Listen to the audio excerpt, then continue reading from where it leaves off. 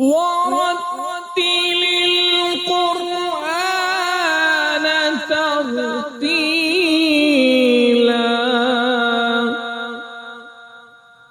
ونصلي ونسلم على رسوله الكريم. أما بعد، أعوذ بالله السميع العليم من الشيطان الرجيم من همزه ونفخه ونفثه. بسم الله الرحمن الرحيم.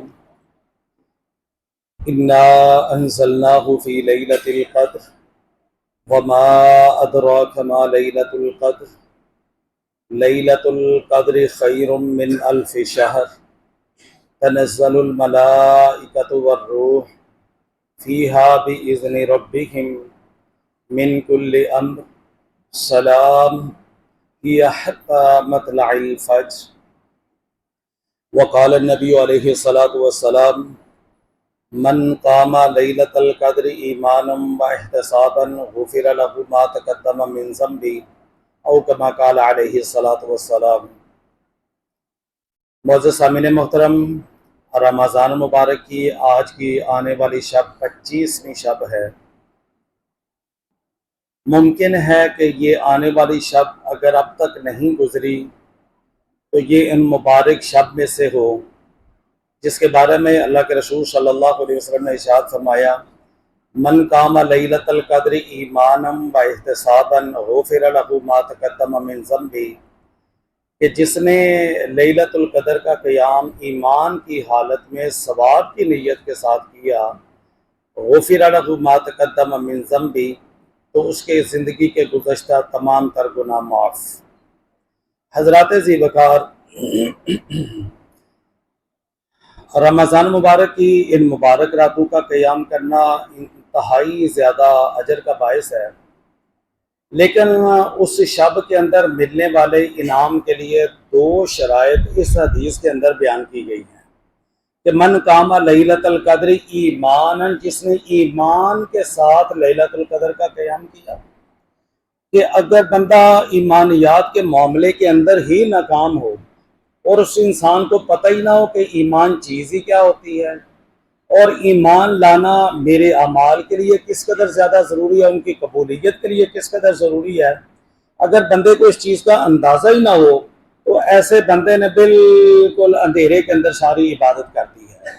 تو اس لیے ہم نے ان مبارک راتوں کا قیام کر رہے ہیں، اعتکاف بھی کر رہے ہیں، لیلۃ القدر کو تلاش کر رہے ہیں، اس کی جستجو ہمارے اندر موجود ہے، لیکن اس کے لیے ضروری ہے کہ ہمارا ایمان درست ہونا چاہیے.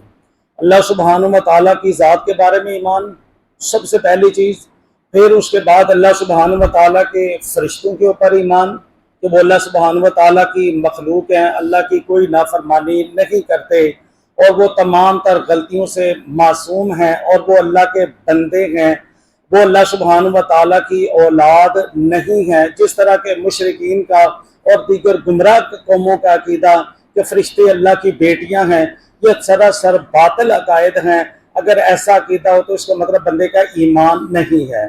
پھر اس کے بعد اللہ سبحانہ و تعالیٰ کے نبیوں کے اوپر ایمان کہ وہ سارے کے سارے اللہ کے بندے اور اس کے رسول تھے، اللہ کے حکم کے مطیع اور تابع تھے اور اللہ سبحانہ و تعالیٰ کی مرضی کے مطابق زندگی گزار کے گئے ہیں.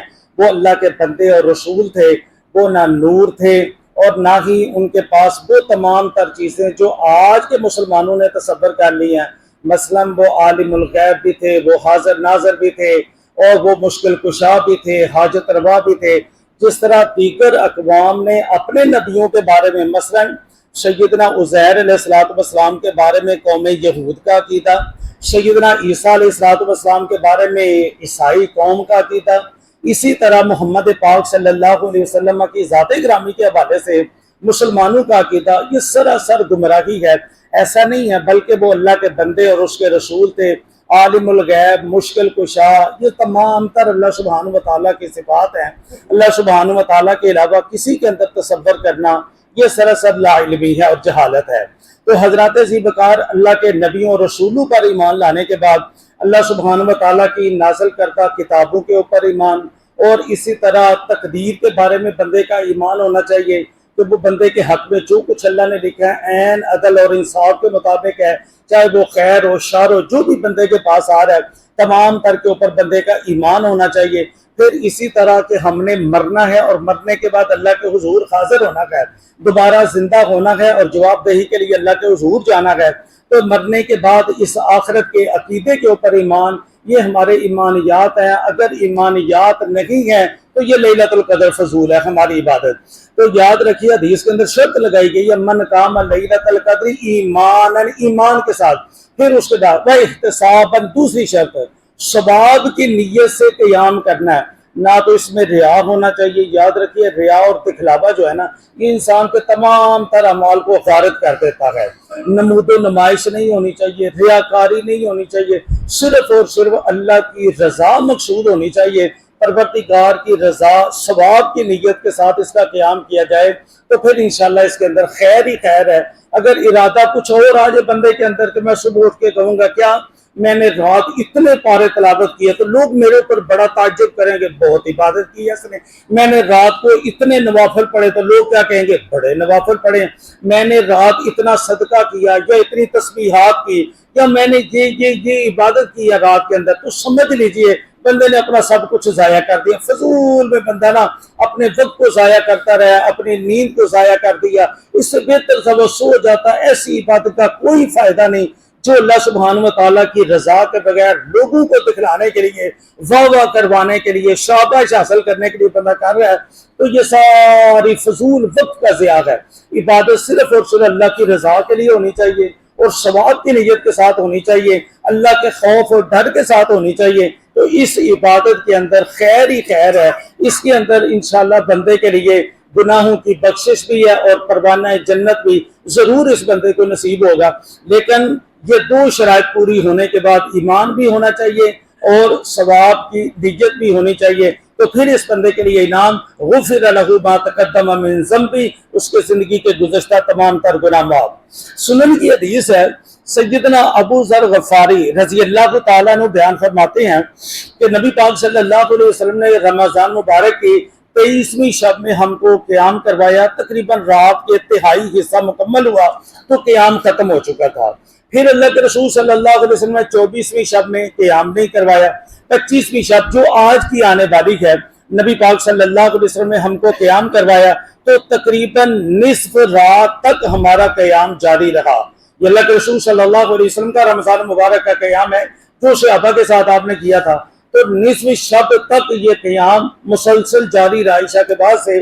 تو جب نصف شب کے قریب قیام ختم ہوا، اللہ کے رسول صلی اللہ علیہ وسلم نے وتر بھی نصف شب میں پڑھ لیے تھے، اپنے 8 تراویح اور 3 وتر کے ساتھ آپ نے 25ویں رات کا قیام مکمل کیا۔ سیدنا ابو ذر غفاری رضی اللہ عنہ کہتے ہیں میں آگے بڑھا، میں نبی پاک صلی اللہ علیہ وسلم کی خدمت پاک میں نے عرض کیا اللہ کے رسول ہے، اتنا سکون آ رہا تھا آج قیام کے اندر، اتنی لذت محسوس ہو رہی تھی، کاش کہ اللہ کے رسول یہی قیام ساری رات جاری رہتا تو کیا ہی اچھا تھا۔ نبی پاک صلی اللہ علیہ وسلم نے ارشاد فرمایا ابو ذر سنو، من قام مع الامام حتی ینصرف کتب لہ قیام اللیل، یاد رکھیے وہ بندہ جو اپنے امام کے ساتھ قیام میں شامل ہو جائے اور حتیٰ کہ امام صاحب اپنے قیام کو مکمل کر دیں، کتب لہ قیام اللیل، تو اس بندے کے لیے پوری رات کا قیام لکھ دیا جاتا ہے۔ تو یہ رمضان مبارک کی 25ویں شب کو اللہ کے رسول صلی اللہ علیہ وسلم کا عمل تھا کہ آپ نے پوری 25ویں شب کیسے گزاری۔ تو اس لیے بھائیو آنے والی شب 25 ہے، ممکن ہے یہی مبارک رات ہو۔ ایک تو ہم نے اللہ کے حضور دعا کرنی ہے خاص طور پر کہ اللہم وفقنا لیلۃ القدر ایمانا و احتسابا۔ اگر آپ اپنی زبان میں کرنا چاہے تو کر لے، کیسے؟ پروردگار ہمیں ایمان کے ساتھ، ثواب کی نیت کے ساتھ لیلۃ القدر نصیب فرما۔ یہ اللہ کے حضور ایک تو ہم نے دعا کرنی ہے کہ اللہ ایمان کے حالت میں ثواب کی نیت کے ساتھ ہمیں لیلۃ القدر نصیب فرما۔ اللہم وفقنا لیلۃ القدر ایمانا و احتسابا۔ اللہ کے حضور ایک تو یہ دعا کثرت کے ساتھ کرنی ہے تاکہ اللہ سبحانہ و تعالی ہماری دعا کو قبول کرتے ہوئے وہ شب قدر ہماری قسمت میں نصیب میں لکھ دے۔ اور پھر اس کے بعد جیسے یہ شب شروع ہوگی، جیسے کہ میں نے پہلے اس کی وضاحت کر دی تھی، اس کو رات میں جا کے 2-2:30 بجے نہیں تلاش کرنا، بلکہ اذان مغرب کے بعد رات شروع ہو چکی ہے۔ اگر یہ شب قدر ہے تو 6:30 بجے جب اذان مغرب ہو رہی ہے تو اسی کے ساتھ وہ مبارک رات شروع ہو چکی ہے۔ آپ ابھی سے اس دعا کو پڑھنا شروع کرتے ہیں، اللہم انک عفو کریم تحب العفو فاعف عنی، جو اس رات کا خاص وظیفہ نبی پاک صلی اللہ علیہ وسلم نے